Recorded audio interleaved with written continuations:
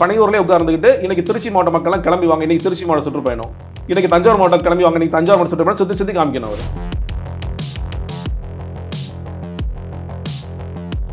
இல்லை நான் வேகமாக ஊருக்கு போகணும், 5 கிளம்பிட்டான், கிளம்புறவா கூட்டமாயிடுச்சுன்னா நான் வெளியே போக முடியாது, இப்படிலாம் ஒரு தலைவர் ஓட்டுறாரு.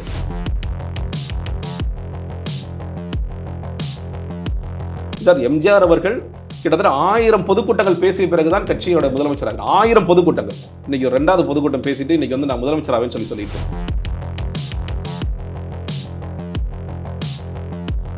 ஜான் ஆரோக்கியசாமி முதல் பிளான் வந்து சீமான வந்து முதலமைச்சர் வேட்பாளரும் விஜயை வந்து சபார்டினேட் ஆக்குறதா ஜான் ஆரோக்கியசாமி முதல் என்கிட்ட பேசியிருக்காரு.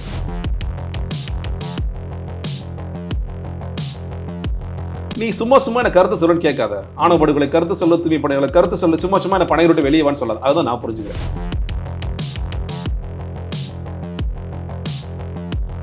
அந்த மேடையில் இருக்கிறவங்களே எவ்வளவு பேர் அரசியல் வயப்பட்டிருக்காங்க. இன்னைக்கு வரைக்கும் அந்த பொதுச் செயலாளர் புஷி ஆனந்துக்கு என்ன அரசியல் தெரிகிறது?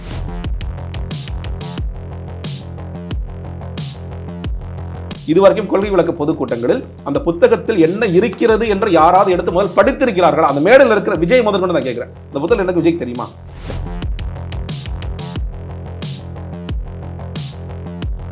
மருத்துவமனையில் இருக்கும் பொழுதோ இல்ல கஷ்டத்தில் இருக்கும் போதோ போய் பார்க்கவே இல்லை. அவர் இறந்த நிகழ்வுக்கு மட்டும்தான் போனார். இன்னைக்கு கேப்டன் வேணும்னு அவர் பேசுறாரு.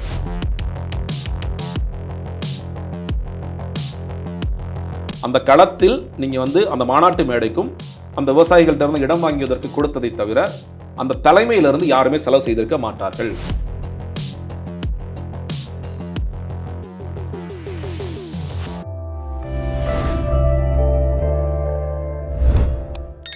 அறந்தமிழ் நேயர்களுக்கு இனிய வணக்கம்.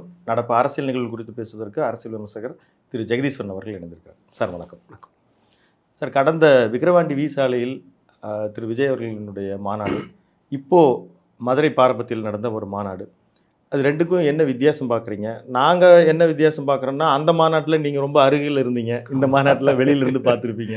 எப்படி அந்த மாநாட்டுக்கு இந்த மாநாட்டுக்குண்டான உரை எப்படி நீங்கள் பார்க்குறீங்க? சார், உரைன்னு பார்க்கும் பொழுது அந்த மாநாட்டில் வந்து ஒரு எதிர்பார்ப்பு இருந்தது. எதிர்பார்ப்புன்னா தலைவர் பேசுவாரா, எவ்வளோ நேரம் பேசுவார், முக்கியமான விஷயங்களை பேசுவாரா, கட்சிகள் பெயரெல்லாம் சொல்லுவாரா சொல்ல மாட்டாரா? ஏன்னா அது வரைக்கும் நீங்கள் பார்த்தீங்கன்னா பெரிய முன்னெடுப்புகளே இல்லாத ஒரு கட்சியாகத்தான் இருந்தது.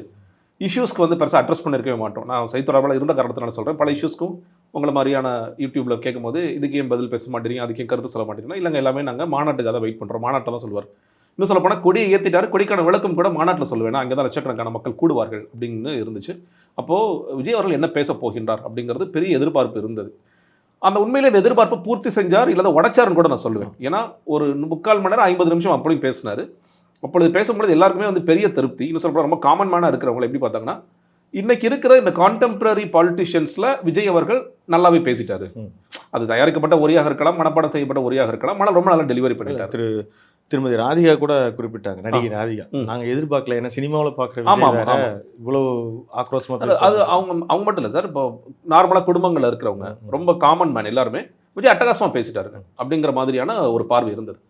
மிக முக்கியமாக அரசியல் எதிரியார், கொள்கை எதிரியார், இவங்க 2 பேர் தான். மத்தியில் ஆள்கின்றவர்களும் மாநிலத்தில் ஆள்கின்றவர் தான் எங்களுடைய அரசியல் எதிரி, கொள்கை எதிரியாக இருப்போம் அப்படின்னு சொன்னார். அந்த மாநாடு என்பது கொள்கை பிரகடன மாநாடு. அப்போது எங்களோட கொள்கை என்ன, ஏன்னா அது வரைக்கும் கொள்கை என்ன கொள்கைன்னு தெரியாது, கொள்கை தலைவர்களாக யார் இருப்பார்கள் தெரியாது. நீங்கள் அந்த கட் அவுட் வைக்கும் போது இவங்களாம் கொள்கை தலைவர்களாக இருக்க போகிறாங்களோ, அப்போ வந்து அதுக்கு பிறகு தமிழ் தேசிய அரசியல் பற்றி தமிழண்ணி வைக்கிறாங்க, மூவேந்தர்கள் வைக்கிறாங்க, வெளியே வந்து பல அரசர்கள் முன்னாள் மன்னர்கள்லாம் வைக்கிறாங்க. அதில் சில பேர் வந்து இல்லை ஜாதிய கணக்குகள் இருக்குது அப்படிங்கிற பார்வை வந்தது. பட் ஆனால் தமிழ் தேசிய தலைவர்களை தூக்கி பிடிக்கிறாங்க, தமிழ் மன்னர்களை தூக்கி பிடிக்கிறாங்க அப்படிங்கிற பார்வை இருந்தது. அப்படி பேசும்பொழுது ரொம்ப முக்கியமாக அவர் பெரிதும் எதிர்பார்த்தது, நான் இங்கே ஒரு பொலிட்டிக்கல் பாம் ஒன்று போடுறேன், நான் வந்து நம்மளை நோக்கி வருபவர்களுக்கு நாம் தனிச்சே நின்று களம் கண்டு வெற்றி அடைவோம், நாம் என்ன எல்லோருடைய உள்ளத்திலும் இருக்கிறோம், இல்லத்திலும் இருக்கின்றோம், அதே நேரத்தில் நம்மை நோக்கி வருபவர்களுக்கு நாம் அரவணைச்சு அவங்களுக்கு உரிய அதிகாரமும் கொடுப்போம், பங்கும் கொடுப்போம் அப்படின்னு சொன்னார். ஆட்சியில் அதிகாரத்தில் பங்குன்னு விசிகோட முழக்கத்தை வேற மாதிரியாக பேசினார். உடனடியாக அப்பொழுது விசிகோட தான் ஆதவ ஒரிஜினல் அவர்கள் இருந்தார், அவர் வரவேற்று பேசினார்.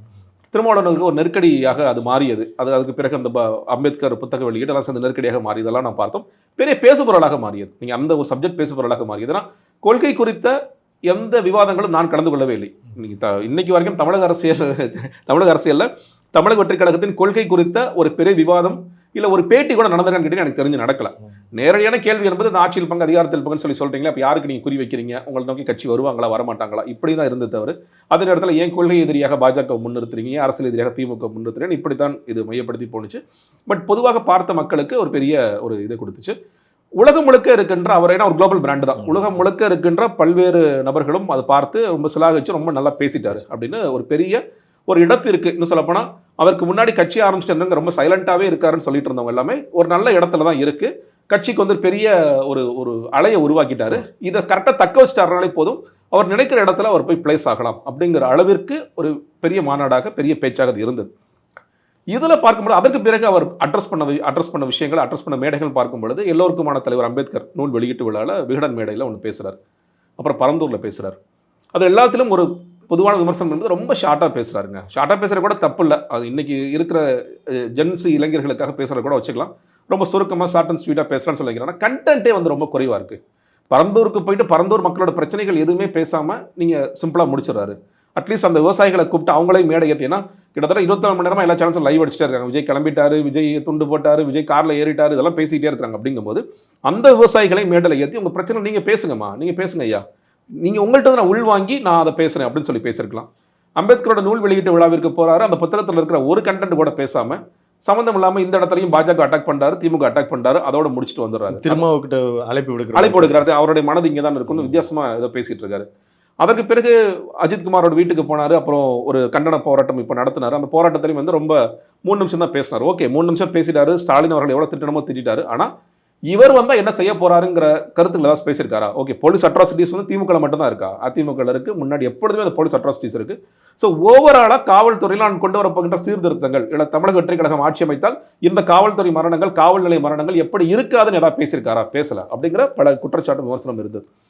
அதற்கு பிறகு நானே முன்னாடியே கூட சொல்லியிருக்கேன், மே மாசத்துல அவர் ஃபுல் டைமராக தான் இருக்கார். அவர் ஜனநாயக ஷூட்டிங்லாம் முடிஞ்சிருச்சு, ஃபுல் டைமராக இருக்காரு. மே மாதம், ஜூன் மாதம், ஜூலை மாதம் தமிழ்நாட்டில் வெவ்வேறு பிரச்சனைகள் நடந்துகிட்டே இருக்கு. குறிப்பாக ஆணவ படுகொலைக்கு எந்த அளவுக்குன்னு கேட்டிங்கன்னா இன்னைக்கு சோஷியல் மீடியாவுடைய மிகப்பெரிய ப்ரெஷர்னால பாஜக இன்னும் சொல்லப்போனால் அதே சமூகத்தை சேர்ந்த நயினார் நாகேந்திரன் அவர்கள் நீங்கள் வந்து எந்த பையன் கொண்டாலும் அவங்க வீட்டுக்கு போயிட்டு அவர் வந்து அந்த பையனுக்கு ஆறுதலாக நிற்கிறார். இது உண்மையிலே தமிழ்நாடு பார்க்காத ஒரு காட்சியை தான் நான் பார்க்கின்றேன். கட்சிகள் பொதுவாக ஆணவ படுகொலையா ஓகே யாருப்பா கொல்லப்பட்டிருக்காங்க, தலித்துங்க, திரும்ப பார்த்துக்குவார், விட்டுருங்க, நமக்குலாம் இங்கே வேலையே இல்லை அப்படிங்கிற கொஞ்சம் கம்யூனிஸ்ட் பேசுவாங்க, அவ்வளோதான். அது நீங்கள் ஆணவ படுகொலை சிறப்பு சட்டம் ஏற்ற கம்யூனிஸ்ட் பேசுவாங்க, திரும்ப அவர்கள் நேரில் போவார் பேசுவார். திமுக அதிமுக மற்ற முக்கியமான பிரதான கட்சிகள்லாம் வாய் மூடிட்டு இருக்கதான் நல்லது. ஆனால் இன்னைக்கு இந்த சோஷியல் மீடியா, இந்த மீடியா மக்கள் கொடுக்குற ப்ரெஷர்னால அழுத்தத்தினால வர. ஆனால் பிறப்புக்கும் எல்லா உயிருக்கும் சொல்கின்ற விஜய் அவர்கள் இது குறித்து என்ன பேசாமல் இருக்காருங்க. ஆதவர்ஜன் அறிக்கை கொடுத்தது மட்டும் போதுமா? விஜய் அவர்களுக்கு என்ன பார்வை இருக்கிறதுன்னு எவ்வளவு தடவை கேள்விகள் கேட்டாலும் அவர் மௌனம் சாதித்தார். ஒன்று, தூய்மை பணியாளர்கள் போராட்டம் நடந்தது. அந்த போராட்டத்திற்கு ரொம்ப ப்ரெஷருக்கு அப்புறம் சில தலைவர்களாவது நேரடியாக போகிறாங்க.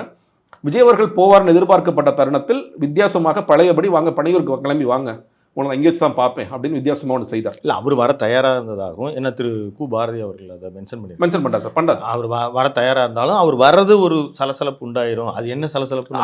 அதுதான் சொல்கிறேன், என்ன சலசலப்பு உண்டாயிடும். நான் இன்னொன்று கேட்குறேன் சார், இப்போ நேற்று கூட மேடையில் என்ன சொல்கிறாரு, கூடியவர்கள் மக்கள் சந்திப்புக்கு நான் போகிறேன்னு சொல்கிறாருல்ல, அப்போ அந்த சலசலப்பு உண்டாகாதா? நீங்கள் ரிப்பன் மாளிகைக்கு வெளியே நின்னா பெரிய சலசலப்பு உண்டாகும், நான் ஒத்துக்கிறேன் உண்டாகும். அப்போ நாளைக்கு நடைபயணம் எப்படி போவீங்க? நீங்கள் சுற்றுப்பயணம் என்ன எங்கேருந்து போவீங்க? அப்போ நீங்கள் என்ன பண்ணணும்னு கேட்டிங்கன்னா பனையூர்லேயே உட்கார்ந்துக்கிட்டு இன்னைக்கு திருச்சி மாவட்ட மக்கள்லாம் கிளம்பி வாங்க, இன்னைக்கு திருச்சி மாவட்ட சுற்றுப்பயணம், இன்னைக்கு தஞ்சாவூர் மாவட்டம் கிளம்பி வாங்க, இன்னைக்கு தஞ்சாவூர் மாவட்ட சுற்றுப்பயணம் சுற்றி காமிக்கணும். அவர் அதுதான் பண்ண முடியும். இல்லை இன்னைக்கு இருக்கிற ஒரு அறிவியல் முன்னேற்றத்தில் ஒரு ஆன்லைனில் கூட சந்திக்கலாம். இப்போ இன்னைக்கு சிஎம் கூட அந்த மாதிரி கட்சி மீட்டிங் பண்ணுறாரு, பிஎம் மீட்டிங் பண்ணுறாரு. ஆனால் அதே சிஎம் வந்து ஓரணிகள் தமிழ்நாடு வீடு வீடாக போயிட்டு இருக்காரு. நீங்கள் பார்க்கலாம், இங்கே எடப்பாடி பழனிசாமி அவர்கள் நீங்கள் வந்து மக்களை மீட்போம்னு சொல்லிட்டு அவர் வேன்ல ஏறி ஊராக போயிட்டு இருக்காரு. சீமான் அவர்கள் ஊராக போயிட்டு இருக்காரு. அன்புமணி ராமதாஸ் ஊரா போறாரு, பிரேமலதா விஜயகாந்த் ஊரா போறாங்க. சார் இந்த கள அரசியல் தான் ரொம்ப ரொம்ப முக்கியம். நீங்க ஆன்லைன் அரசியல் இன்னைக்கு வரைக்கும் அதானே நடந்துகிட்டு இருக்கு. ஸோ அதனால வந்து எதிர்பார்ப்பு இருந்தது, ஓகே இந்த விஷயங்கள் பேசலாம், இந்த விஷயங்கள் பேசலாம். அப்போ சில பேர் என்ன சொன்னாங்க, அண்ணனுக்கு இந்த இதுல தமிழக வெற்றி கழகத்தில் வித்தியாசமான கும்பல் இருக்கு, அண்ணனுக்கு தெரியாதா, அண்ணனுக்கு எப்போ பேசணும்னு தெரியும், அண்ணன் மாநாட்டில் தான் பேசுவார், அதுக்காக தான் வெயிட் பண்றாரு. நான் சொன்னேன், நீங்க வந்து ஆணவ படுகொலை குறித்து இங்கே பேசாத அண்ணன் வந்து மதுரையில் உட்காந்து பேச போறாரா? திரு சிடி நிர்மல்குமார் வந்து மென்ஷன் பண்றாரு, அவங்களுடைய தீர்மானத்திலேயே அவங்க கொண்டு வராங்க. ஆனால் அந்த விஷயங்கள் குறித்து அவருடைய முன்னெடுப்பு இன்னும் வேற என்ன மாதிரி இருக்கும்? சார் நான் என்ன சொல்றேன் சார், இந்த தீர்மானங்களை நீங்கள் கூட்டம் மிகுதியாக இருக்கிற காரணத்தினால எப்படி விக்கிரவாண்டியில் வேக வேகமாக இந்த மாநாட்டை முடிக்க வேண்டிய சூழல் ஏற்பட்டுச்சோ, ஏன்னா அதில் வந்து நிறைய பிளான்ஸ் இருந்துச்சு. சில மாவட்ட செயலர்கள் பேசுவங்களாம் இருந்துச்சு. அப்புறம் எல்லாத்தையும் கட் பண்ணுங்க, ஒன்லி விஜய் பேசுகிறாரு, முடிச்சிருங்க. அதே மாதிரி இப்பயும் காவல்துறையிட்ட அனுமதி கேட்ட நேரம் என்பது 5 மணிக்கு ஆரம்பிக்கலாம்னு சொல்லி, அப்புறம் இல்லைங்க ரொம்ப கூட்டம் ஏறிட்டே 2:30 மணிக்கெல்லாம் ஆரம்பிச்சிடலாம் அப்படின்னு சொல்லிட்டு போகிறாங்க. செயற்குழு தீர்மானங்கள் கூட நீங்கள் எப்படி வந்து முதல் மாநாட்டில் செயற்குழு தீர்மானங்கள் அங்கே வாசிக்கப்படாமல் ஒரு 2-3 நாட்களுக்கு மாநாடு தீர்மானம் செயற்குழு தீர்மானம் மாற்றப்பட்டது. அதே மாதிரி இதுலேயும் ஒரு 6 தீர்மானங்கள் வாசிக்கப்படவே இல்லை. நான் சொல்ல சார், 6 தீர்மானங்களை வாசிக்க எவ்வளோ சார், 6 நிமிஷம் இருந்திருக்குமா? எல்லாரும் பேசுனாங்கல்ல, கூடுதலாக நீங்கள் நன்றி உரை சொல்கிற மாதிரி நீங்கள் தீர்மானங்கள் 6 தீர்மானங்கள் வாசிச்சிருக்கலாம். ஒன்று சார், அது கூட இந்த மேடையை பயன்படுத்தி இந்த ஆணவ படுகொலையை விஜய் கண்டித்திருந்தால் உண்மையிலே நான் பரவாயில்லப்பா, பயங்கர வீரன் இவர், அங்க பேசாம மதுரையில வச்சு பேசுறாரு, அவருடைய வாயால் அவர் பேசியிருக்கணும் சார். பேசணும், ஏன் பேசாம கடந்து போறீங்க நீங்க? சார், திமுக மேலேயோ அதிமுக மேலேயோ நம்ம வைக்கிற குற்றச்சாட்டு என்பது, இவர்கள் இடைநிலை ஜாதி என்று வந்தால் இவர்கள் மௌனமாக இருப்பார்கள், இவர்கள் பேச தயங்குவார்கள். நீங்க வந்து பிராமண எதிர்ப்பு உடனே பேசுவாங்க, அதை பத்தி பேசுற பிரச்சனை இல்லை. ஆனா இடைநிலை ஜாதினா இல்ல எங்களுக்கு கசப்பு, நாங்க பேச மாட்டோம், ஏன்னா எங்களுக்கு பெரும்பான்மை சமூகத்தோட ஓட்டு வேணும், அதுக்கு நாங்க திரும்ப வச்சிருக்கோம், திரும்ப போய் பாத்துக்குவார். இதானே நீங்க பண்றீங்க. அது உடையுதில்லை. இன்னைக்கு பாஜக உடைக்கிறாங்களா? அவருமே இப்போ வந்து கும்பிடுறாரு, எப்படின்னா நான் மட்டும் தான் பேசணுமா, மற்ற கட்சியெல்லாம் இல்லையா அப்படின்னு திரும்ப வர்றாரு சார். இப்போ பாஜக அதை உடைக்கிறாங்க, கனிமொழி போறாங்க, KNR போறாரு, கடைசியாக வந்து அந்த கொலை செய்யப்பட்ட அந்த பையன் வீட்டுக்கு போறாங்க. இதெல்லாம் நடக்குது இல்ல, கட்சிகளுக்கு ஒரு பிரஷர் வருது இல்ல. விஜய் என்ன செய்தார்? விஜய் ஏன் பேசவில்லை? ஏன்னா எதுக்காக சொல்றேன்னா, இதெல்லாம் நேற்று கூட எதிர்பார்ப்பு இருந்தது. சில பேருக்கு வந்து அன்னை பேச போறாரு இதெல்லாம் அப்படின்னு ஒரு பெரிய எதிர்பார்ப்பு இருந்தது. அந்த வகையில் பேச வேண்டிய சில விஷயங்கள், தொழில் வந்து தூய்மைப்படையாளர்கள் பத்தி நேற்றும் பேசல. நீங்க சென்னை விட்டுருங்க சார், மதுரையில தூய்மைப்படையாளர்கள் போராடுறாங்க. அங்கே அந்த காலத்திலேயே நீங்க ஒண்ணுல நேரடியாக நான் நேரா போறேன், இப்ப மதுரையில் உள்ள இருக்க தூய்மைப்படையாளர்கிட்ட போய் நான் நிக்கிறேன்னு சொல்லுங்க, அது எவ்வளவு பெரிய மெசேஜ் அது. நான் களத்துக்கு வந்துட்டேன், நான் சொன்னேன் இல்லை, எனக்கு வேற வேலையே இல்லைன்னு சொன்னேன் இல்லை, நான் களத்துக்கு வந்துட்டேன்னு சொன்னீங்கன்னா அது எதிர்பார்க்காத ஒன்றாக இருக்கும். அப்போ சொல்ல உளவுத்துறையே ஏமாந்துருச்சு, திடீர்னு பார்த்தா இங்கே வந்துட்டாருங்க தலைவர்ன்றது இருக்கும். இல்லை நான் வேகமாக ஊருக்கு போகணும், 5 கிளம்பிட்டான், கிளம்பவா கூட்டமாயிடுச்சுன்னா நான் வெளியே போக முடியாது, இப்படிலாம் ஒரு தலைவர் ஓட்டுறாரு. அது சரியில்லை சார். ஸோ அந்த முதல் மாநாட்டில் அந்த மாதிரியான அதாவது பெரிய பெரிய மாறுபாடுங்கிறது அதில் ஏற்படுத்திய ஒரு மிகப்பெரிய எதிர்பார்ப்பை இங்கே பூர்த்தி செய்தார் என்று கேட்டால் இல்லை அப்படிதான் நான் சொல்றேன். இந்த பேச்சளவில் இல்லை. இப்போ நீங்கள் அது எப்படி, ஒருவேளை இப்போ உங்களுக்கு கொஞ்சம் அங்கேருந்து தள்ளி வந்ததுனால நீங்கள் அப்படி ஒரு விமர்சனத்தை வைக்கிறீங்களா, இல்லை ஒரு மற்ற சோசியல் மீடியாவிலலாம் என்ன சொல்கிறாங்க, அவர் வந்து ஒரு தயாரிக்கப்பட்ட உரையாக இருந்தாலும் இந்த முறையும் அவர் கம்பீரமாக எல்லா விஷயங்களையும், குறிப்பாக வந்து நேரடியாக ஸ்டாலின் அட்டாக் பண்ணியிருக்காரு, நேரடியாக மோடியினுடைய பெயரை அட்டாக் பண்ணியிருக்காரு, அப்படின்ற வகையில் கூட நம்ம பார்க்கக்கூடாது சார். இந்த மோடி அட்டாக், ஸ்டாலின் அட்டாக்ங்கிற காலங்கிழமை நடந்துகிட்டு தான் இருக்கிறது. சில பேர் கூட இல்லை மோடி அட்டாக் பண்ணுற அளவுக்கு ஸ்டாலின் அட்டாக் பண்ண மாட்டேங்கிறாங்க, ஸ்டாலின் அட்டாக் பண்ணுற அளவுக்கு மோடி அட்டாக் பண்ண மாட்டேங்கிற விமர்சனம் இல்லை. நான் எப்பொழுதுமே சொல்கிறேன், நீங்கள் பிளவுவாத அரசியல்னு முதலாக சொல்லி ஆரம்பத்திலிருந்து அது வந்து நான் பல நேரங்களில் பேசியிருக்கேன். அது ஜாதிய ரீதியான பிளவுவாத அரசியல், மத ரீதியான பிளவுவாத. அவர் திமுக அட்டாக் பண்ணுறாரு, பாஜக அட்டாக் பண்ணுறாரு, அதில் எப்பொழுதுமே கன்சிஸ்டண்டாக இருந்தார். நீங்கள் எல்லோருக்குமான தலைவர் அம்பேத்கர் மேடையிலும் அதை செய்தார். எந்த மேடைகள் கிடைத்தாலும் நீங்கள் வந்து மோடி அவர்களேன்னு சொல்லி பேசினார், ஸ்டாலின் அவர்களேன்னு சொல்லி பேசினார், அது தொடர்ச்சியாக அட்டாக் பண்ணிட்டு தான் இருக்கார். நேற்று என்ன ஒரு வித்தியாசமான விஷயம் நான் நடந்ததுன்னு பார்த்தீங்கன்னா, அதிமுக அட்டாக் பண்ண ஆரம்பிச்சிருக்கார். அதிமுக அட்டாக் பண்ணுறது இந்த சென்ஸ் அவர் எப்படி போறாருன்னா, இவ்வளவு நாட்கள் நீங்கள் வந்து அதிமுக நம்ம கூட்டணிக்கு போகலாம், எடப்பாடி பழனிசாமி அவர்கள் எப்படியுமே என்டிஏலேருந்து வெளியே வந்துருவார், நீங்கள் டிசம்பருக்கு அப்புறம் இது நடந்துரும் அப்படின்னு அவர் சொல்லப்பட்டு கொண்டே இருந்தது. இப்போ எடப்பாடி பழனிசாமி ரொம்ப தெளிவாக சொல்லிட்டார், இல்லைப்பா அதுலாம் நீ நினைக்கிற கனவெல்லாம் கனவு கண்டுட்டே இரு, அது நடக்கவே நடக்காது, இதுதான் உறுதியான கூட்டணி, அதிமுக பாஜகங்கிற உறுதியான கூட்டணி, அந்த கூட்டணிக்குள்ள வேற யாராவது உள்ள வருவாங்களே தவிர இந்த கூட்டணி உடையாது அப்படின்னு ஷியோரான பிறகு இனிமேலும் நம்ம வந்து அதிமுக அட்டாக் பண்ணாமல் தவிர்த்துக்கிட்டே போனோம்னா சரி வராதுங்கிற இடத்துக்கு நடந்திருக்காரு.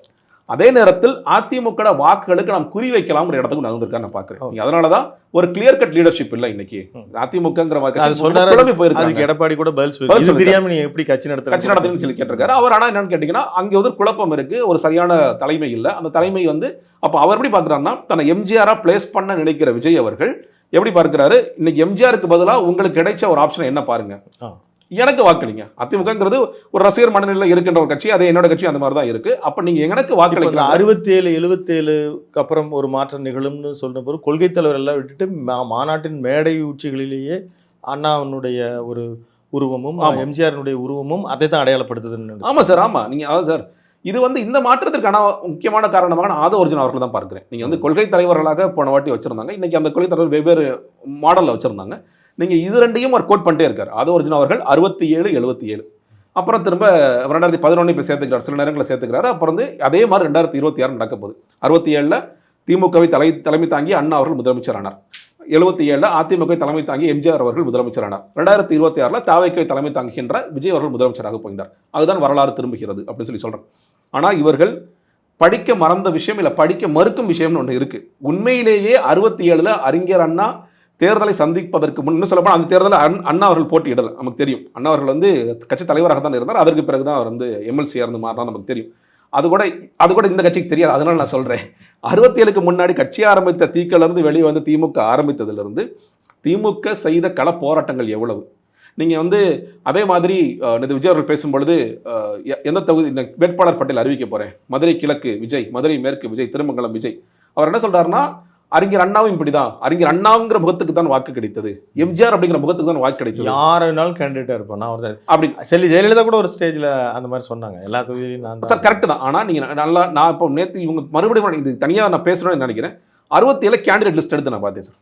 அறிஞர் அண்ணா, வி.ஆர். நெடுஞ்செழியன், கலைஞர் அப்படின்னு பெரிய சத்தியவாணி முத்து, இந்த மாதிரி பெரிய லிஸ்ட். இவங்கெல்லாம் மக்களுக்காக காலம் காலமாக அந்தந்த பகுதிகளில் உழைத்து பணியாற்றிய முதல் தரம் ஒரு கேண்டிடேட் ஆகிற வரைக்கும் அவங்களும் அறிமுகம் இல்லாதவங்க தான்.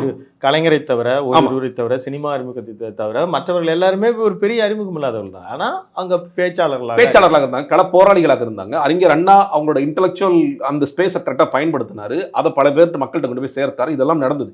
அதே மாதிரி எம்ஜிஆர் அவர்கள் போட்டியிடும் பொழுது திமுகல இருந்து பல பேர் வந்து அவர் கூட இருந்தாங்க. பாராளுமன்ற உறுப்பினர்கள் இருந்தாங்க, சட்டமன்ற உறுப்பினர்கள் இருந்தாங்க, சபாநாயகர் இருந்தார், ராஜாராம்லாம் இருந்தார். இவ்வளவு பேருமே அவர்கிட்ட போய் இருந்தாங்க. அவரே ஒரு எம்எல்ஏவா இருந்தார், அவரே எம்எல்ஏவா இருந்தார், கட்சியோட பொருளாளர் இருந்திருக்காரு சார். இதெல்லாம் இந்த வரலாறுங்கிறது அவங்களுக்கு தெரிய மாட்டேங்குது. இப்போ திடீர்னு அண்ணா அவர்கள் வானத்திலிருந்து குதிச்சவன நேரா போய் சிஎம் சார்ல உட்காந்துட்டார். எம்ஜிஆர் அவர்கள் வானத்திலிருந்து குதிச்சார் நேரா? இல்ல, அப்படி நடக்கலங்க. 20 வருஷம், 10 வருஷம், 15 வருஷம் சார். எம்ஜிஆர் அவர்கள் கிட்டத்தட்ட 1000 பொதுக்கூட்டங்கள் பேசிய பிறகுதான் கட்சியோட முதலமைச்சராக. 1000 பொதுக்கூட்டங்கள். இன்னைக்கு 2வது பொதுக்கூட்டம் பேசிட்டு இன்னைக்கு வந்து நான் முதலமைச்சராகவேன்னு சொல்லிட்டு இருக்கேன். இது மாதிரியான ஒரு வரலாறு இருக்கு. என்டிஆர் ஆந்திராவில் இருக்கு. ரொம்ப குறுகிய காலத்தில் ஆட்சி பிடிச்சி வருது அவரு. அந்த மாதிரி அவங்க அந்த கோட்டை எடுக்க முடியல அவங்களால. அதுக்கு நீங்க ஆரம்பத்துல இருந்து இப்போ நீங்க சார், எனக்கு இந்த ரவீந்திரன் துரைசாமி அவர்கள் அரசியல் விமர்சகர், ரஜினிகாந்தை ப்ரொஜெக்ட் பண்ணும்போது இந்த வார்த்தை சொல்லிட்டே இருப்பாரு, என்டிஆர் மாதிரி அண்ணன் வருவாரு. அவரு இப்போ விஜய் அவர்களுக்கு அவர் வாக்கு சதவீதம் ரொம்ப கம்மியாக கொடுப்பார். ஆனால் வராத ரஜினிகாந்த் அவர்களுக்கு அவர் எப்பவுமே 50+1 51% வந்துருவார் சார். அந்த ப்ரொஜெக்ஷன் நரேஷன் ரொம்ப முக்கியம். தனிச்சு தான் வரப்போறாரு, 51% வருவார். அது மக்கள்கிட்ட திணிச்சுட்டே இருந்தார்.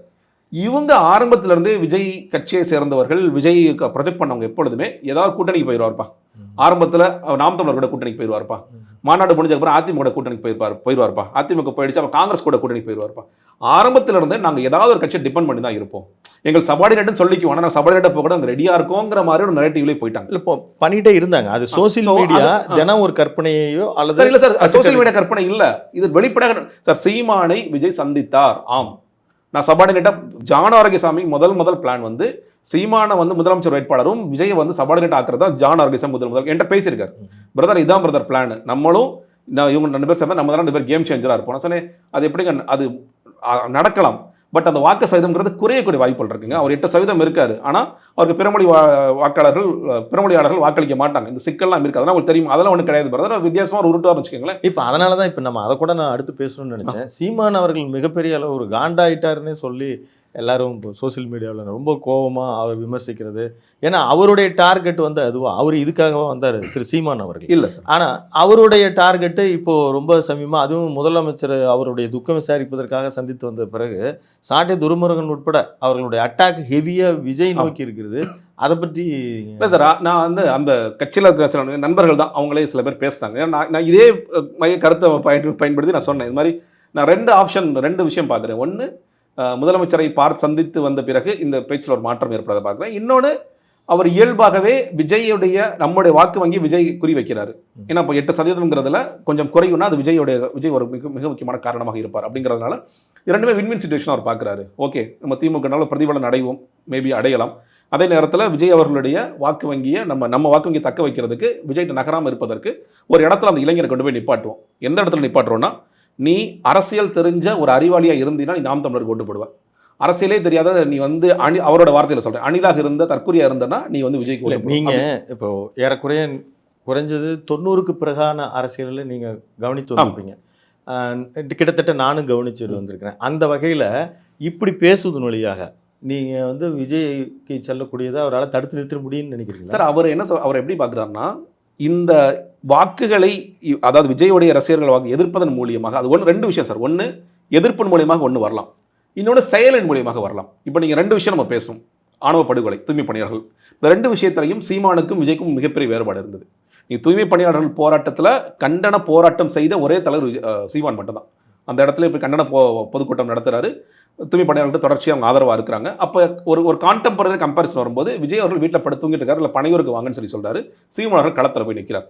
நீங்கள் அதே மாதிரி ஆணவ படுகொலை குறித்து முன்னாடி சீமான் அவர்கள் பேசுறாரு, இப்போதும் நீங்கள் அப்போ என்ன குடிப்பெருமை பேசுறாரு, ஜாதி பெருமை பேசுறாருன்னு சொல்லி அவங்களோட விமர்சனம்லாம் இருந்தது. இன்னைக்கு அவர் என்ன சொல்றாரு, இல்லை இது வந்து இந்த ஆணவ படுகொலைகள் கண்டிக்கப்பட வேண்டியது ஒரு இடத்துக்கு நகரார். அப்போ இந்த கம்பேரிசன் போது செயல் ரீதியாகவும் இன்னைக்கு 2-4 கான்டெம்பரரி லீடர்ஸ் இருக்காங்கன்னா சீமானா விஜயான் பார்க்கும் பொழுது சீமான் பெட்டரா இருக்காருப்பா செயல் ரீதியாக. நம்ம வந்து கம்பேரிசன் வந்து நான் செயல் ரீதியாக நான் கம்பேரிசனுக்கே நான் கேட்கல வரது இல்லை. நான் கேட்க வர்றது என்னன்னா, இவர் இப்போது விஜய் வந்து ரூலிங் இது வரைக்கும் எந்த ஒரு ரூலிங்கோ அல்லது ஒரு பெரிய தேர்தல்கள் எந்த சட்டமன்ற பாராளுமன்ற உள்ளாட்சி தேர்தல்களும் மாதம் அவங்க சந்தித்ததே இல்லை. திரு சீமான் அவர்கள் சந்தித்து வந்திருக்கிறார். ஏற்கனவே ஆண்ட கட்சி ஆளும் கட்சி நோக்கி இருக்கிற விமர்சனத்தை விட இன்றைக்கு பொது மேடைகளில் கடுமையாக விஜய் ஏன் விமர்சிக்க வேண்டும்? அதான் சார், அதான் 2 காரணம். நீங்கள் சொன்ன ஒரு காரணம் இருக்கலாம், நீங்கள் மறைமுகமாக இந்த ஒரு காரணமும் இருக்கலாம். ஆனால் அதே நேரத்தில் நம்முடைய வாக்குகள் அங்கே போகாமல் இருக்கணும்னா சார், இப்போ நான் பார்க்குறதே இப்போது நான் ஏன் இந்த செயல் சொன்னேன்னா, இந்த 2 விஷயத்துலையும் தமிழக வெற்றி கழகத்தை வந்து சீமான் பக்கம் போறாங்க. நான் ஆன்லைனில் சொல்கிறேன், நீங்கள் களத்தில் தெரியாது. ஆன்லைனில் இருக்கிறவங்களே இல்லை சீமான் பெட்டர் லீடராக எனக்கு இருக்காரு, நான் தமிழக வெற்றி கழகத்தை ஆதரிக்கிறத நிப்பாட்டிக்கிறேன், நான் போகிறேன் அப்படின்னு ஒரு நெரேட்டிவ் ஒன்று உருவாக்குது. அதுதான் நான் சொல்கிறேன். நீங்கள் மக்களுக்காக வேலை செய்யக்கூடிய தலைவனாக நான் இருக்கேன், தொடர்ச்சியாக களத்தில் இருக்கேன். நான் வந்து அது போராட்டம், வெவ்வேறு போராட்டங்கள், ஆடு மாடு மேய்க்கும் போராட்டம், மேய்ச்சல் நில போராட்டம், மரங்களை காக்கும் போராட்டம், பல போராட்டங்கள் செஞ்சுட்டே இருக்கேன். ஏதோ ஒரு விஷயத்துல நான் களத்தில் இருக்கேன். ஆனால் விஜய் களத்தில் இல்லை. அப்போ களத்தில் இருக்கிற எனக்கு நீ வாக்களிக்க போறியா, இல்லை களத்தில் இல்லாத விஜய்க்கு வாக்களிக்க போறியா அப்படிங்கிறதையும் அவர் பார்த்துட்டார். அப்போ நீங்கள் ஒரு காலத்தில் நீங்கள் வந்து கமலர்கள் வரும்போது கமலை முதல்ல ஆதரிச்சார், அப்புறம் எதிர்த்தாரு, அந்த வாக்கள் வந்துச்சு. அதே மாதிரி இன்னைக்கு விஜய் அவர்களை எதிர்ப்பதன் மூலியமாக தன்னுடைய வாக்கள் தன் பக்கம் நிற்கும். அதே நேரத்தில் இளைஞர்களுடைய வாக்கள் யாருக்கு அதிகமாக போகுங்கிற பேச்சு வரும்பொழுது இந்த பக்கம் அவங்க இழுக்கணும்னு அவர் நினைக்கிறார். நீங்கள் கொள்கை ரீதியாக அதை பயன்படுத்த முடியும்னு நினைக்கிறார். ஆனால் கொள்கை ரீதியாக அதான் இப்போ விஜய் தமிழக வெற்றி கழகத்திலையும் கொள்கை ரீதியாக அவங்க சிந்திக்கிறக்கூடிய ஆட்கள் அங்கே இருக்கிறாங்களான்னு கேட்டிங்கன்னா அது ரொம்ப குறைவாகத்தான் இருக்கிறாங்க. இந்த ரசிகர் கூட்டமாக இருக்கிற போது அவங்க ஓட்டு போட்டுருவாங்க. ஒருவேளை அவங்க சிந்திக்க துவங்கினாங்கன்னா நான் ஒரு பெட்டரான ஆப்ஷன் அப்படிங்கிறத காமிக்கிறேன்னு பார்க்குறேன். இப்போ பெரிய அளவில் மக்கள் நீதி மையம், அது நிறைய விமர்சகர்கள் மக்கள் நீதி மையம் எங்கே இருக்குன்ற அளவுக்கு அவர் போய் திமுகவோட ஐக்கியமாக இருக்கிறார். ஆனால் ரிட்டையர்மெண்ட் ஆகி நான் வரல, நான் ஒரு பெரிய பவரோட வந்திருக்கிறேன் அப்படின்னு அவர் சொல்வது யாரை குறிப்பதாக நீங்கள் நினைக்கிறீங்க? சார், அவர் ஒன்று கமல்ஹாசன் அவர்களாக இருக்கலாம், இல்லை விஜயகாந்த் அவர்கள் கூட இருக்கலாம். ஏன்னா விஜயகாந்த் எடுத்தோன்னே பெருமையாக பேசிட்டார் சார். அவர் இல்லை சார், அதெல்லாம் சொல்லல. அவர் பேச்சு நிறைய முரண்கள் இருக்குன்னு நான் சொல்கிறேன். நீங்கள் ஃபஸ்ட்டு அவர் ஓப்பனிங் ஸ்டேட்மெண்ட் பாருங்கள். இது வர ஓப்பனிங் ஸ்டேட்மெண்ட்டு, சிங்கம் வந்து எப்பொழுதும் போகாது, ஏதாவது ஒரு நேரத்தில் தான் வேட்டையாட போகும் அப்படின்னு சொல்லி சொல்கிறார். அதுவும் வந்து கெட்டுப்போன உணவை வாய் வைக்காது, தன்னோட பெரிய மிருகங்கள் மட்டும்தான் போகும். அதில் அவர் நான் எப்படி பார்க்குறேன்னா, நீ சும்மா எனக்கு கருத்து சொல்லுன்னு கேட்காத, ஆணவ படுகொலை கருத்து சொல்லு, தூய்மை பணியாளர்களை கருத்து சொல்லு, சும்மா என்ன பணையை விட்டு வெளியே வான்னு சொல்லாது. அதுதான் நான் புரிஞ்சுக்கிறேன். அது ஒன்று சொல்கிறேன், தேவன போது அது. ஆனால் எங்கே தேவன் அதே தெரியல. சிங்கமே அப்படிதான், பசிச்சாதான் வேட்டையாடும் சார். பசிச்சாதான் வேட்டையாடும். இந்த சிங்கம் தூங்கிட்டு இருக்கே, இன்னொரு இது ஆண் சிங்கம் எப்படி தூங்கிட்டு தான் சார் இருக்கும், பெண் சிங்கம் தான் வேட்டையாடும். அது ஒன்று இருக்கு. இந்த சிங்கம் தூங்குது, இந்த சிங்கம் வெளியே வர மாட்டேது. இந்த சிங்கத்துக்கு வந்து எப்போ வேட்டையாடணும் கூட தெரியாத அளவுக்கு தூங்கிட்டு இருக்குங்கிறத பிரச்சனையா இருக்கு. இன்னொரு சமயத்தில் என்ன போறாரு, நான் வந்து கூடிய விரைவில் மக்களை சந்திக்க போறேன் அப்படின்னு சொல்றாரு. அப்போ இந்த சிங்கம் அப்போ வந்து வெளியே போகுமா போகாதா, அந்த பேச்சில் முரண் இருக்கு. நீட் விஷயம், நீங்கள் போன வருஷம் நடந்த இந்த கல்விக்கான விருது கொடுக்கும் பொழுது நீட்டுக்காக இடைக்கால தீர்வு, நீண்ட கால தீர்வு, குறுகிய தீர்வு, 3 தீர்வு சொல்கிறீங்க. நீட் ரொம்ப ரொம்ப முக்கியமான விஷயம்னு அழுத்தி பேசுகிறீங்க. இந்த வாட்டி என்ன பண்ணுறீங்க சார், நீட்டெல்லாம் ஒரு எக்ஸாமா சார், 10ஓட 11 எக்ஸாம், இதுக்கு ஏங்க நீங்கள் தற்கொலை பண்ணிக்கிறீங்கன்னு ஒரு இடத்துக்கு மாறுறீங்க. இப்போ நேற்று திரும்ப மோடி அவர்கள் குறித்து பேசும்பொழுது நீட்டை நீங்கள் விளக்கு கொடுப்பீங்களா கொடுக்க மாட்டீங்களா? அப்போது நீட்டு குறித்த உங்களுடைய பார்வை என்ன? இது 3மே என்ன கேட்டிங்கன்னா சோஷியல் மீடியா ப்ரெஷர். ஃபஸ்ட்டு ஏன் ஸ்டார்ட் பண்ணார், அந்த கல்வி விருது விழாவே 2 நாள் நடந்துச்சு. முதல் நாள் நடக்கும்போது நீட்டு குறித்து பேசாமல் தவிர்க்கிறாரு. எல்லா விமர்சகர்களும் வந்து விமர்சனம் பண்ணுறாங்க. ரெண்டாவது எல்லாம் நிறைய பேர் விமர்சனம் பண்ணுறாங்கப்பா, நான் பேசுகிறேன்ப்பா அப்படின்னு பேசுகிறார். நீட்டு குறித்து அப்புறம் பாஜக வெவ்வேறு மாதிரி கேள்வி எழுப்புறாங்க. அதுக்கு ஒரு பெரிய குழப்பம் அடைகிறாங்க. குழப்பம் அடைஞ்சோன்னா இல்லை நீட்டு ஒரு தேர்வா, 10ஓட 11 தேர்வுன்னு சொல்லி மாறுறாங்க. இப்போ மறுபடியும் மோடி அட்டாக் பண்ணணுமா, நீட்டை கையில் எடுத்துக்க. அப்போ உங்களோட பேச்சில் கன்சிஸ்டன்சி இருக்கான்னு கேட்டிங்கன்னா கன்சிஸ்டன்சி இல்லை. ஏன்னா நீங்கள் என்ன பண்ணுறீங்க, யூடியூப்பில் பேசுகிறவங்க, மெயின் ஸ்ட்ரீம் மீடியாவில் பேசுகிறவங்களுக்கு பதிலாகத்தான் ஒரு உரையை தயாரிக்கிறீங்க. நான் அதனால சொல்கிறேன், ஏன் இந்த உரை என்ன பெருசாக கவரலைன்னா, ஜெகதீஸ்வரன் என்ன பேசினார், ரவீந்திர துரைசாமி என்ன பேசினார், செந்தில்வேல் என்ன பேசினார், ஜீவசகாப்தன் என்ன பேசினார், இவங்கெல்லாம் என்ன பேசுகிறாங்க அதெல்லாம் தொகுத்து ஒருத்தர் எழுதி, சார் இதுக்கெல்லாம் பதில் எழுதிட்டோம் சார் நம்ம ஆன்சர். இது வந்து நாங்கள் பேசிட்டே தாங்க இருப்போம். இப்போ நீங்கள் அரசியல் கட்சி நடத்துகிறவங்க, நீங்கள் மக்களுக்கு என்ன செய்யணுமோ அதை செய்யுங்க. நான் எதுக்கு சொல்ல வரேன்னா, அவர்கிட்ட வந்து ஒரு கன்சிஸ்டன்சியே இல்லாத ஒரு அரசியல்வாதியாக தென்படுகிறார் நான் சொல்றேன். இல்ல பெரும்பான்மை உங்களை உட்பட நம்ம எல்லோருமே ஒரு பெரிய எதிர்பார்ப்பு வைத்திருந்த ஒரு கட்சி தலைவர். நமக்கு ஒண்ணு அனுதாபம் அப்படின்றத தாண்டியே வச்சிருந்தது. அது கொஞ்சம் கொஞ்சமா குறைஞ்சிட்டு வருது அப்படின்ற ஒரு விமர்சனம் இருந்தாலும் கூட அவருக்கு இப்போ திரண்டிருந்த அந்த பெரும்பான்மையான அந்த மக்கள் கூட்டத்தையும் அது அவர் எப்படி அதை ஒரு கட்டுக்கோப்பா அவர் கொண்டுட்டு போக முடியுமா கட்சியில்? இது குறித்து உங்களுடைய சார் அது ரொம்ப ரொம்ப கஷ்டமான விஷயம். நீங்க ஏன்னா இந்த கூட்டத்தை அரசியல் மயப்படுத்துவார்கள் என்று நான் ஒரு காலத்தில் நம்பினேன். ஆனா இங்க தலைவரை அரசியல் மயப்பட மறுக்கிறார். அப்படி இருக்கும் பொழுது அந்த கூட்டம் எப்படி அரசியல் மயப்படும்? நீங்க அரசியல் மயப்படுத்தினா என்ன நான் சொல்றேன் ரொம்ப சிம்பிளா. நீங்க கொள்கை தலைவர்களாக 5 பேர் அறிவிக்கிறீங்க. நீங்க அந்த கொள்கை தலைவர்கள் குறித்து இவர்களுக்கு நீங்க என்ன சொல்லிக் கொடுத்தீங்கன்னா கற்பிச்சிருக்கீங்க. போன வாட்டி இந்த மை டிவிக்கு ஆப் லான்ச் பண்ணும்போது புஷியானந்த் அவர்கள் வந்து இந்த ஜூலை ஆகஸ்ட் மாதத்தில் கிட்டத்தட்ட 12,500 கூட்டங்கள் போட போறோம்னு சொன்னார். எனக்கு தெரிஞ்ச ஒரு 3 கூட்டங்கள் போட்டாங்க. சேலத்தில், செஞ்சியில், நாமக்கல்ல போட்டாங்க. ஏன் இந்த கூட்டங்கள் நான் விமர்சனமாக கூட வைக்கல. ஏன் இந்த கூட்டங்கள் அவசியம்னு பார்க்குறேன்னா, நீங்கள் ஒவ்வொரு ஊர்லேயும் கூட்டம் போட்டு இதுதான்ப்பா நம்ம கொள்கை, இதுதான்ப்பா நம்ம கொள்கை தலைவர்னு பேசுனீங்கன்னா தான் அவன் அரசியல் படுவான். அப்படி இல்லாத வரைக்கும் விஜய்ங்கிற ஒரு திரை பிம்பத்தை சினிமா நட்சத்திரம் சினிமாவில் தான் பார்த்துட்டு இருந்தேன். இன்றைக்கி என் தலைவர் பக்கத்திலே பார்க்கலாம். நான் அதுவும் வந்து அந்த ரேம்ப் வாக் பக்கத்தில் உட்காந்துக்கிட்டேன்னா நீ கிரீஸை ஊற்றுனீங்கன்னா நான் எடுத்து மண்ணள்ளி போட்டு அதை சட்டையில் தொடச்சி மேலே ஏறி வந்துடுவேன். அப்படி தான் அவன் இருப்பான். நான் அவனை குறைய சொல்லலை. ஏன்னா நீங்களே இங்கே அரசியல் மயப்பட நீங்கள் அவனை என்கரேஜ் பண்ணுறீங்க. மரத்தில் வந்து தாவறான் இதுலேருந்து பண்ணுறான்னா அவன் மறுபடியும் நீங்கள் என்கரேஜ் பண்ணுறீங்களே தவிர அவன் இல்லைப்பா இது அரசியல் கிடையாது. கடிதத்துக்கு சும்மா பேருக்கு எழுதுறீங்க. ராணுவ கட்டுப்பாடுடன் வாங்க, ராணுவ கட்டுப்பாடு போங்க, இதெல்லாம் கதையெல்லாம் நல்லா எழுதுறீங்க. ஆனால் உண்மையில் அது உங்கள் மனதில் இருக்கிறதா? அவங்க எப்படி பார்க்குறாங்கன்னா இந்த கூட்டம் இந்த கும்பல் என்பது இப்படியே இருந்தால் தான் இது சரியாக இருக்கும் அப்படிங்கிற ஒரு பார்வையில் வச்சிருக்காங்க. அப்போ இந்த கூட்டம் அரசியல் மயப்படுவதற்கான வாய்ப்புகள் இருந்தும் அதை தமிழக வெற்றிக் கழகம் உருவாக்க தயாராகவே இல்லை. அந்த மேடையில் இருக்கிறவங்களே எவ்வளோ பேர் அரசியல் வயப்பட்டிருக்காங்க.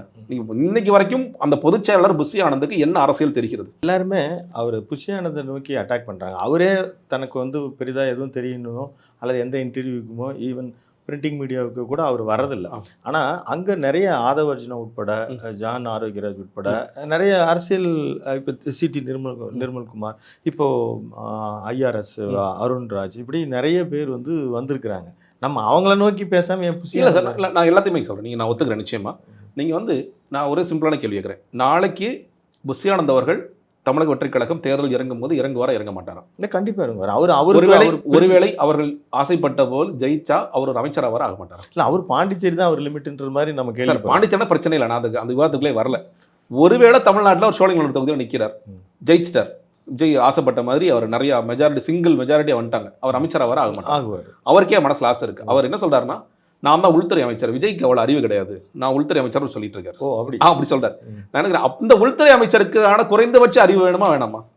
நீங்க போலீஸ்கிட்ட போய் பர்மிஷன் வாங்கும் போது நீங்க கான்ஸ்டபிள்கிட்ட கொடுக்கணுமா, எஸ்பிட்ட கொடுக்கணுமானே உங்களுக்கு தெரியல. நான் உள்துறை அமைச்சராக போறேன் நீங்க சொல்லிட்டு இருக்கீங்க. அதுதான் நான் கேள்வி எழுப்புறேன். இன்னும் நீங்க சொன்ன இந்த பெயர்களே வச்சுக்கலாமே. ஆதவ அர்ஜுனா தொடர்ச்சியாக 67, 77, 67, 77 அந்த வரலாறு அவருக்கு தெரியுதான்னா அந்த வரலாறு அவருக்கு தெரியல. தலித் மக்களுக்காக நிறைய பேசுகிறேன்னு சொல்லி சொல்றாரு. ஆனால் வந்து கவின் மாணவ படுகொலைக்கு அவர் நேரில் போகல. வடகாடு இஷ்யூவில் வந்து மக்களுக்காக யாருமே நிற்க மாட்டேங்கிறாங்க அப்படின்னு சொல்றாரு. அதே நேரத்தில் செய்தியாளர்கள் நீங்கள் என்ன சார் செய்கிறீங்கன்னு கேட்டால் நாங்கள் ஆராய்ச்சி பண்ணிட்டு இருக்கோங்கிறார். இன்னைக்கு வரைக்கும் ஆராய்ச்சி பண்ணுறாங்க. அப்போ அதுலேயுமே அவர் ரெட்டு நிலைப்பாடு இருக்கு. நீங்கள் சொல்கின்ற அருண்ராஜ் அவர்களுக்கு ஒரு கொள்கை தெளிவு இருக்கான்னு கேட்டிங்கன்னா, நேற்று என்ன பேசுகிறார்? திராவிடத்தை ஒழிக்க வந்த கூட்டம்ங்கிறார். சார் உங்கள் கொள்கை என்ன சார்? நீங்க எழுதி வச்சிருக்கிற கொள்கையெல்லாம் திராவிடத்துல இருந்து காப்பி அடிச்ச கொள்கை. நீங்க ஜான் ஆரோக்கியசாமி எழுதியிருக்கிற கொள்கை, எழுத வச்சிருக்கிற கொள்கை என்பது 50% திமுக இருந்து காப்பி அடிச்ச கொள்கை, 50% பிஜேபி நோக்கி சவால் விடும்போது நான் ரொம்ப சிம்பிளா கேட்கிறேன். தமிழக வெற்றிக் கழகத்தின் கொள்கை திராவிடத்தை ஒழிப்பதா இல்லை ஆதரிப்பதா? எனக்கு புரியல. இல்ல, அது இந்த இடத்துல எனக்கும் புரியாத ஒரு விஷயம். இப்ப பிஜேபி நோக்கி அவங்க சவால் விடும்போது தமிழ்நாடு எப்படிப்பட்ட நாடு தெரியுமா அப்படின்றாரு. அதை வந்து திமுக சொன்னாதான் சரியா இருக்கும். நீங்க எந்த தேர்தல் அதான் சொல்றேன். ஏன்னா அவங்க இன்னொன்னு பாருங்க, அரசியல் எதிரியா தான் திமுக சொல்றாங்க, கொள்கை எதிரியா திமுக சொல்லல. ஏன்னா திமுக வச்சிருக்க கொள்கை தான் நாங்களும் வச்சிருக்கோம். அவங்க பேசுற அதே சமூக நீதி, அவங்க பேசுற அதே மனித சில விஷயங்கள், இந்த மண்ணுக்கான விஷயங்கள் நான் ஒத்துக்கிறேன். ஆனா இந்த கொள்கை என்பது திராவிடத்துல தானே வருது. நீங்க பெரியார வந்து உங்களோட கொள்கை தலைவரை வைக்கும் போது திராவிட தலைவர் தானே அவர், திராவிட கழகத்தோட நிறுவனர் தானே அவரு. அப்ப நீங்க நேற்று அருண்ராஜ் பேசும் என்ன சொல்றாரு? திராவிடத்தை வீழ்த்துவோம். அப்ப இது யாருடைய குரல்னு ஒரு கேள்வி நேற்று எழுது இல்ல. அப்ப அவருக்கு ஒரு கொள்கை தெளிவு இருக்கிறதா? தெளிவில்லை. இன்னொன்று கொள்கை பரப்பு செயலாளர் ராஜ்மோகன் இருக்கார்.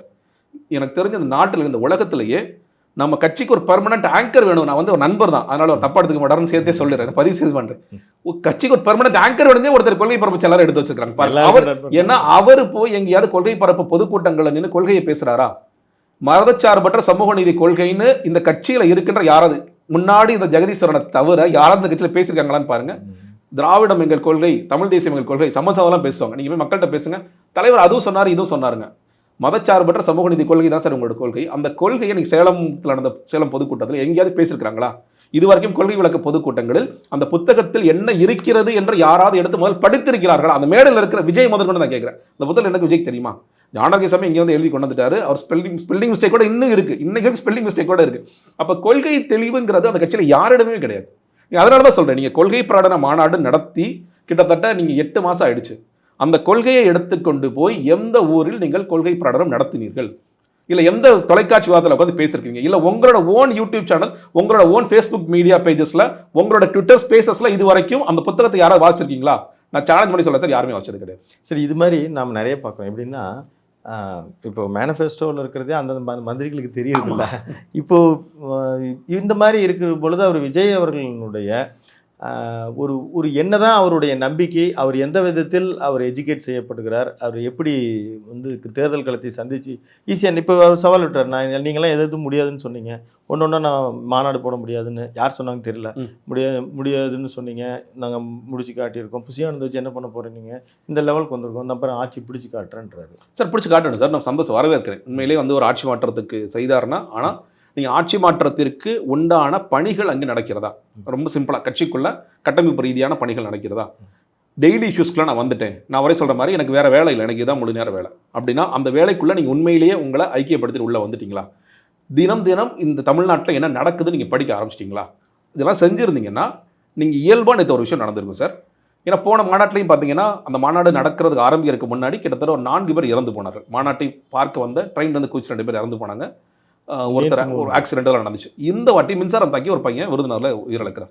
நீங்கள் உண்மையிலேயே உங்களுக்கு ஒரு மனிதாபிமானமும் அதே நேரத்தில் இந்த நாட்டில் என்ன நடக்குது என்று தெரிந்திருந்தால் இந்த மாநாட்டில் அட்லீஸ்ட்டு இந்த மாதிரி இறந்து போன அந்த பையனுக்கு ஒரு இரங்கல் தெரிவித்து விட்டு நீங்கள் ஆரம்பித்திருப்பீர்கள்.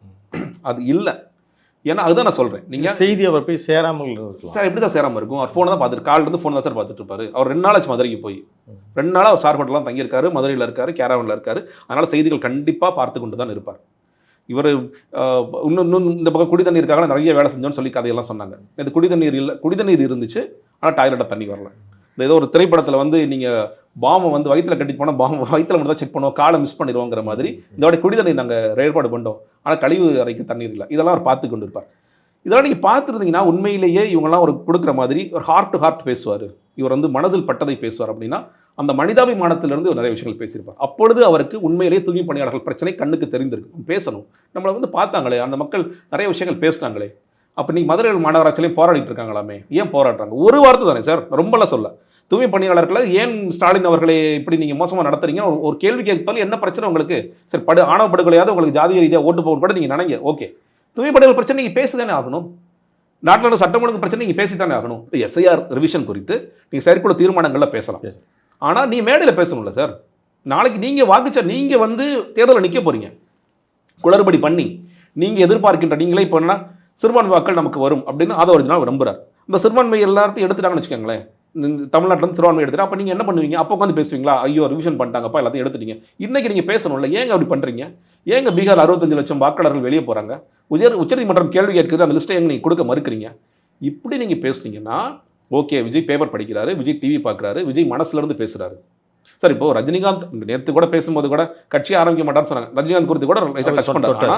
ரஜினிகாந்த் அவர்கள் எப்பொழுதும் மனதில் பட்டதை பேசியவர்.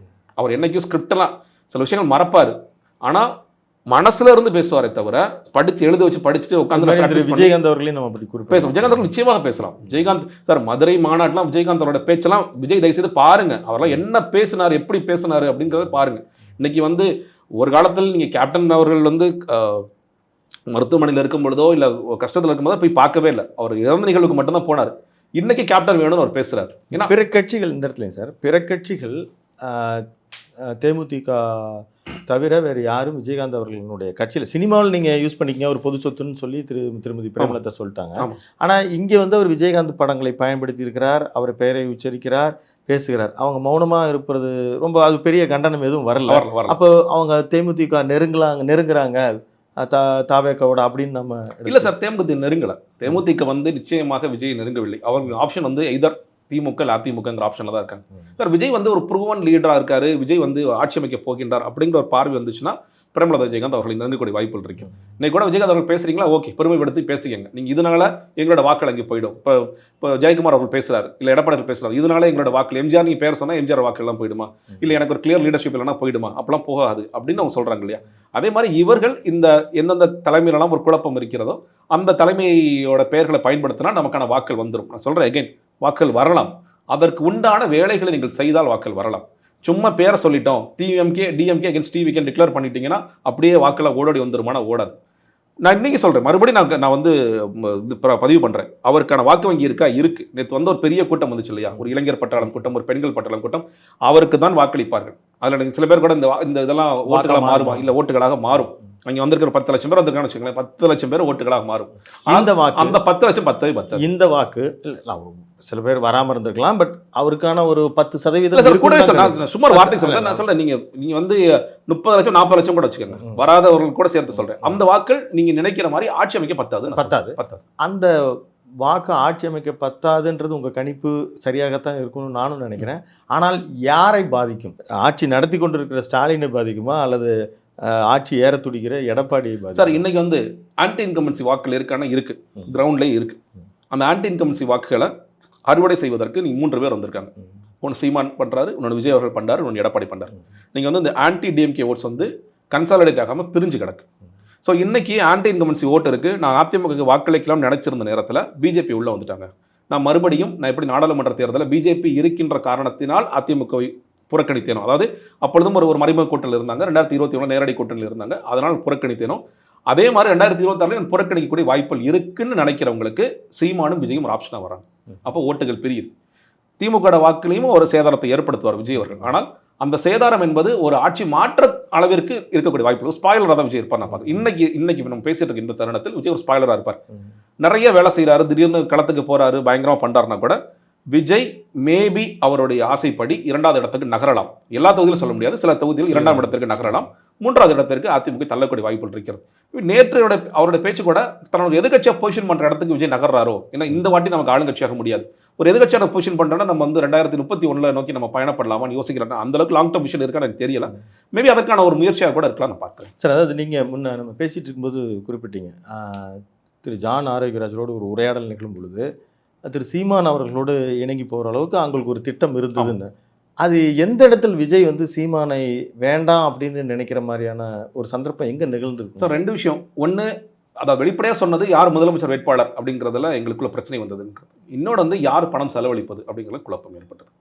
நீ செலவு பண்ணியோ நான் செலவு பண்ணுவேன் அப்படிங்கிறதுல இன்னைக்கு அது ஒரு பெரிய இது இந்த இடத்துல எனக்கு இயற்கையாக சந்தேகம். ஏன்னா அவ்வளோ பெரிய பண வலிமை வந்து நாம் தமிழருக்கு கிடையாது. ஆமாம், அவர் ஒரு ஓட் பேங்க் வச்சிருக்கிறாரு. அவருடைய நாலேஜ் ஷேர் நிறைய இவருடைய அரசியல் வருவதற்கு முன்பும் பின்பு கொஞ்ச நாள் வரைக்கும் கூட திரு சீமான் அவர்களோடு விஜய் நிறைய நாலேஜ் ஷேரிங் பண்ணிட்டாருன்னு கூட கேள்விப்படும். ரொம்ப ஆத்தென்டிகேட்டாக வருது. அப்படி இருக்கும் பொழுது இவருக்கு பணம் ஒரு பிரச்சனை திரு விஜய் அவர்களுக்கு இருந்திருக்காதுன்னு தான் நாம. விஜய் அவர்கள் செலவு செய்வதற்கு தயாராக இல்லை. நேற்று நடந்த மதுரை மாநாடு முதற்கொண்டு ஆதவ அர்ஜுன் அவருடைய காசு தான், விஜய் அவருடைய காசு இல்லை. விஜய் முதல் விக்கிரவாண்டி மாநாடு மட்டும்தான் விஜய் இந்த தேர்தலுக்கு, அதாவது இந்த அரசியல்ல பயன்படுத்திய காசு. நீங்க நேற்று கூட நீங்க இதுக்குமே சில பேர் 100 கோடி 1000 கோடி இஷ்டத்துக்கு கதை எழுதுறாங்க, அவ்வளோலாம் ஆகியா இருக்காது. ஏன்னு நான் மறுபடியும் சொல்றேன், ஊரில் இருந்து வர்றவங்க எல்லாருமே அவங்களாக சுயமாக பணத்தை கொடுத்து வேன் அரேஞ்ச், அதுவே ஒரு பெரிய ப்ளஸ் தான். பெரிய ப்ளஸ் தான் சார், நான் அது மறுக்கவே இல்லை. சாப்பாடு கொண்டு வரதும் தண்ணி பாட்டில் கொண்டு வரதும் இயல்பாக அந்தந்த தொண்டர்களாக இருப்பவர்கள் என்கிட்ட வசதி இருக்கு நான் பண்றாங்களே தவிர, அந்த களத்தில் நீங்க வந்து அந்த மாநாட்டு மேடைக்கும் அந்த விவசாயிகள்ட்ட இருந்து இடம் வாங்கியதற்கு கொடுத்ததை தவிர அந்த தலைமையிலிருந்து யாருமே செலவு செய்திருக்க மாட்டார்கள். நான் சொல்றேன், இனியும் செய்ய மாட்டாங்க. அதையும் வந்து ஆதவ அர்ஜுனா எடுத்திருப்பார். இந்த வாட்டி போன வாட்டி விஜய் பண்ண அந்த மேடைக்கான செலவும் விவசாயிகளுக்கு கொடுக்க வேண்டிய பணத்தையும் ஆதவ அர்ஜுனா வாங்கியிருப்பாங்க. இந்த டிராவல் செலவு, டிரான்ஸ்போர்ட் செலவு, சாப்பாடு செலவு எல்லாம் அந்தந்த மாவட்டத்தை சேர்ந்தவர்கள் தன்னியல்பாக வந்தவர்கள் அவங்க தான் வந்து செலவு பண்ணியிருப்பாங்க. இப்போ மிகப்பெரிய செலவே ஒன்று கிடையாது. தெரியாத சில பத்திரிகையாளர்கள் 100 கோடி ஆச்சு, 1000 கோடி, இந்த 1 கோடி அப்போ 2 கோடி அப்போங்கிற மாதிரி கதை எழுதுறாங்க. அதெல்லாம் கிடையவே கிடையாதுங்க, தயவுசெய்து புரிஞ்சுக்கங்க. அவ்வளோலாம் இல்லை.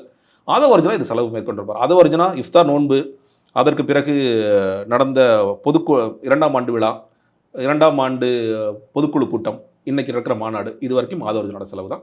இனிமேலும் ஒரு தொடர் ஆதவ அர்ஜுனாவுக்கு கொடுக்கப்பட்ட அசைன்மெண்ட்டுங்கிறது நீங்கள் செலவு பார்த்துக்கோங்க. இது வெளிப்பட்டு நான் சொல்கிறேன், எனக்கு பிரச்சனை இல்லை.